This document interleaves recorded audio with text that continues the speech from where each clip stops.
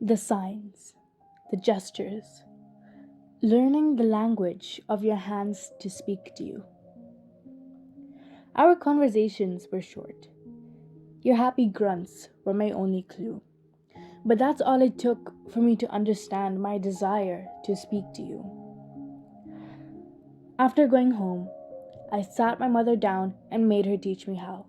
I practiced for hours, and finally, when I was proud of how skilled my fingers became, I'd brag to my friends, spelling out their names, maybe one day, bragging to you, spelling yours.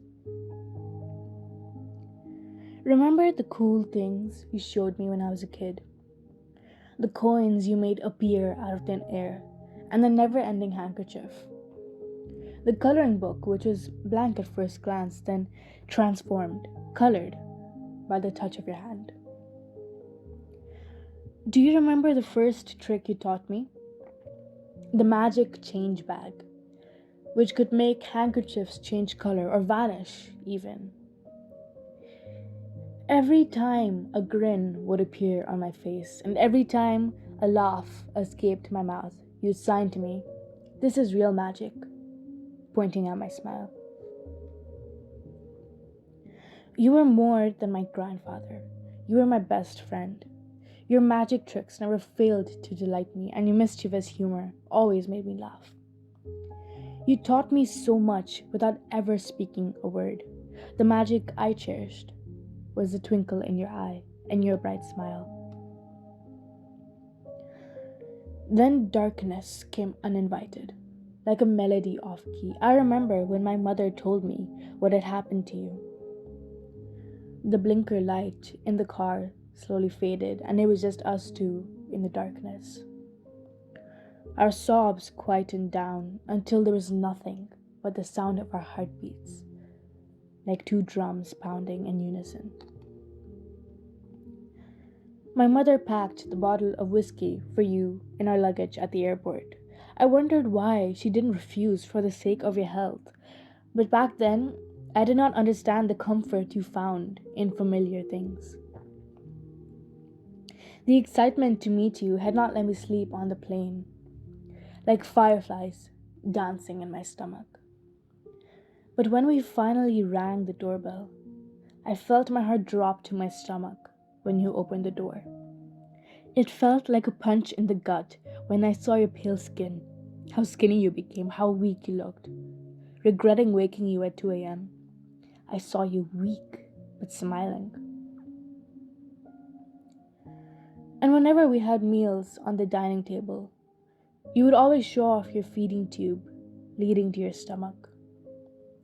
You could no longer eat or drink by mouth, yet you always joked about your magic pipe that allowed you to eat 10 times faster than anyone else. You would gesture dramatically, laughing and miming how food would zoom through your pipe and straight into your stomach.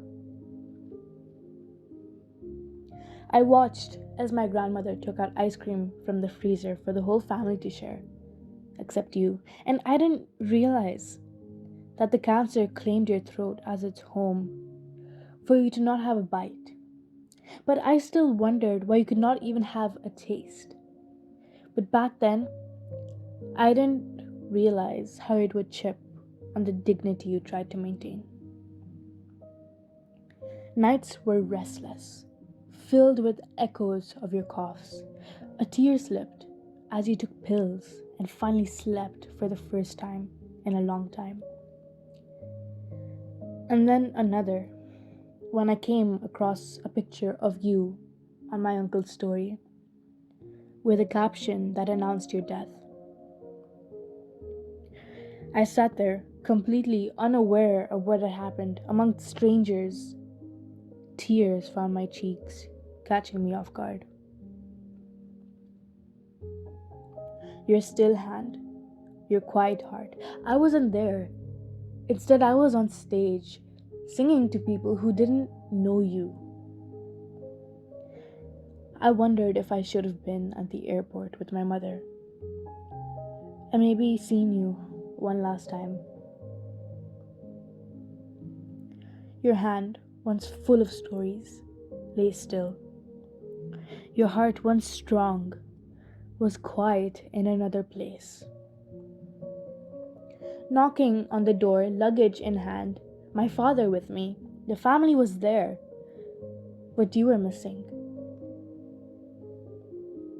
My deaf and mute grandfather, the greatest magician.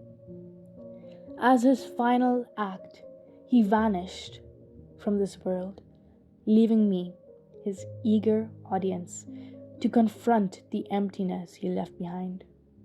As I stand here, clutching this luggage heavy with memories.